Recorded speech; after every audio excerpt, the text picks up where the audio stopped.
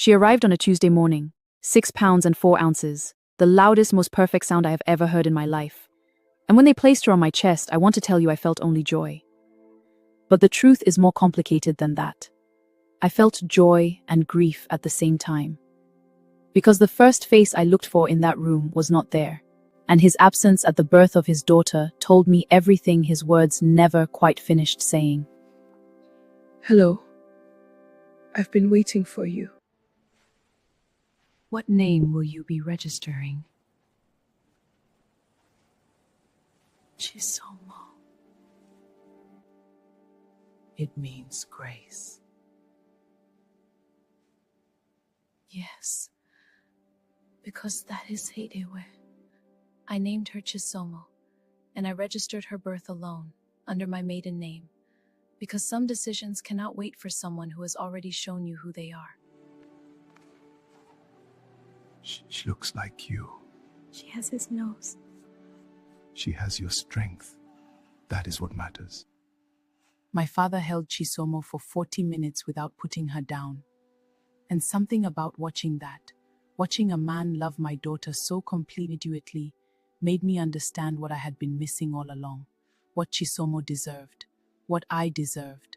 Love that doesn't require you to earn it first. The first 2 weeks he didn't call, didn't text, didn't send a single message asking if I was alive, if the baby had arrived, if we were okay. Nothing. And I want to tell you that the silence surprised me. But the truth is, it didn't.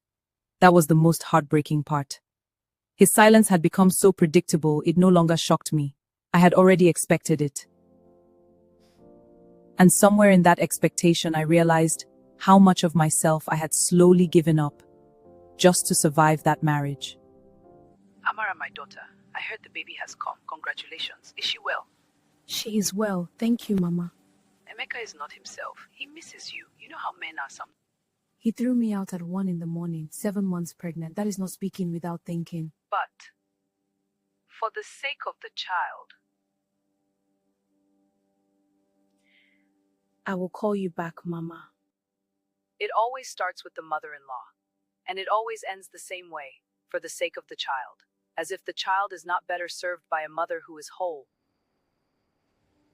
I heard she arrived. He heard from someone else about the birth of his own daughter. That one word told me everything about where I ranked in whatever was happening in his life. He sent congratulations like I was a colleague who had good news. Not the woman who spent 7 months growing his child while he called her ugly. Is this Amara, Emeka's wife? Who is this? My name is Blessing. I think we need to talk. There are things you need to know about Emeka that are not what you think. What things? He told me you left him, that the marriage was already over. He lied to me too. And just like that, the ground shifted again. She's beautiful. I didn't know about you until 3 months ago. When I found out, I ended it immediately. He told you you were separated. He showed me messages, said you were only staying for paperwork. But that is not why I called you.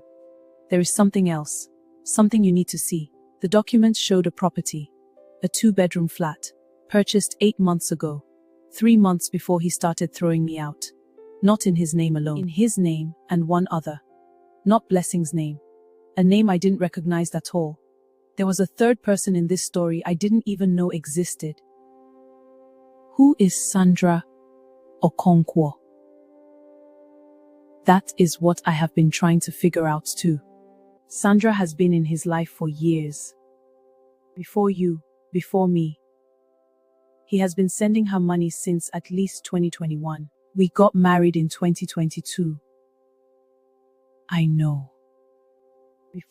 So when he was calling me ugly, when he was throwing me out at 1 a.m, it was never about face. He needed us both out of the way.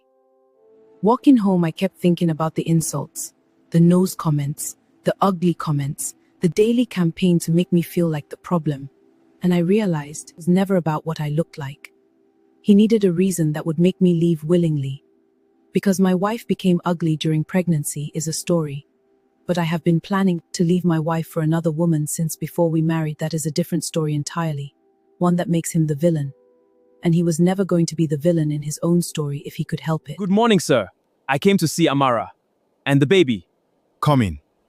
But know this, what you say in this compound today, the walls will remember. She looks just like you. I'm sorry, Amara. For which part? For throwing me out at 1 in the morning? For the 7 months of insults? For the other woman? Or for Sandra Okonkwo? Where did you hear that name? It doesn't matter where. Who is Sandra Okonkwo? And how long?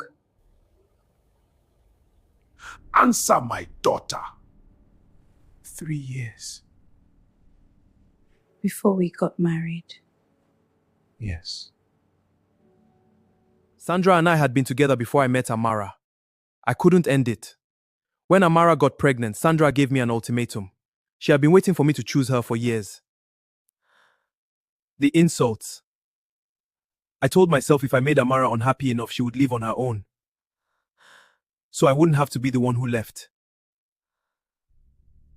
You tried to make my daughter believe she was ugly, so you wouldn't have to be honest about your own cowardice. I spent 7 months believing you. Every time you said I was ugly, some part of me started agreeing. You did that deliberately. To a woman growing your child. I forgive you. Not for you, for her. But forgiveness does not mean return. I will not be coming back. And you will not use that child as a reason to keep me close to something that tried to destroy me. We are done, Emeka. But before we go back to how it all began, pause for a moment, like this video, follow and subscribe. And also tell me where you are watching from. I want to know who is sitting with me for this story. Don't forget to drop your thoughts in the comment section. Can I be her father? Can I be present for Chisomo even if you and I are finished? That question is not for me. It's for her. He stood on the other side of that gate for a while, not knocking, just standing, and I thought, this is what it looks like, a man finally standing with the full weight of his choices. Given the circumstances, you have strong grounds. Abandonment, documented financial abuse, evidence of sustained emotional cruelty during pregnancy. We can file immediately. What about Chisomo's rights? We will ensure they are fully protected. Fully protected. Child support is non-negotiable. Good. Let's proceed. I filed the divorce papers on a Thursday. I wore a yellow dress. My mother said yellow was the color of new beginnings in our family. Either way, I wore the yellow dress. There were nights that were not empowering. Nights I sat in that sitting room at 3 in the morning feeding my daughter and just cried.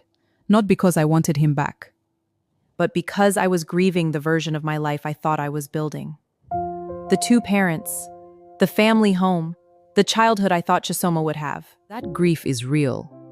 Even when the decision is right, even when leaving was the only sane thing to do, the loss is still real. I thought you should know. How far along? She would have been pregnant while you were still pregnant.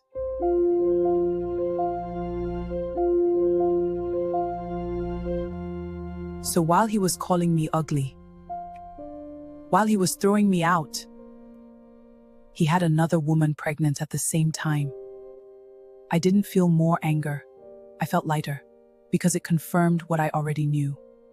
I was simply inconvenient. And that truth, as devastating as it was, finally, completely, set me free. I went back to work 2 months after Chisomo was born. And something happened that I didn't expect. Working again, having something that was mine.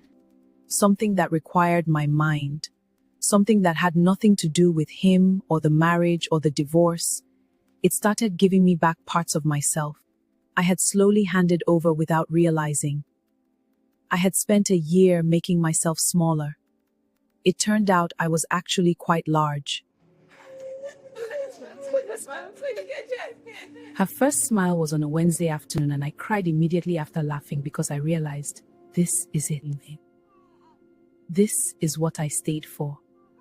This small, perfect person looking at me like I am the whole world. And I am.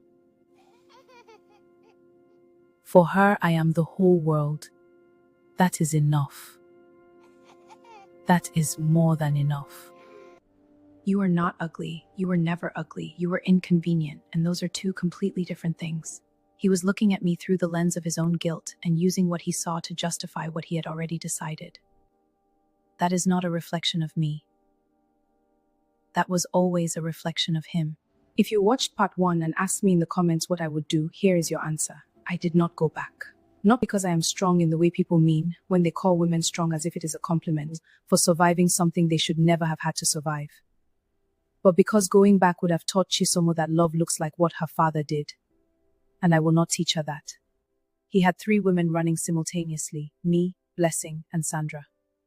While I was 7 months pregnant, absorbing insults about my face every single day, he had another woman pregnant with his child. The ugliness he saw was never in my mirror. It was in his. I want to talk to the woman watching this who is currently inside what I was inside. When someone works that hard to make you feel worthless, it is because you're written something in them. Worthy people do not spend their time dismantling other people. Chisomo is 3 months old. She has never heard an unkind word about herself or her mother in the space she lives in, and she never will. That is the promise I made her. That is the promise I made myself. Beautiful anyway. We always were.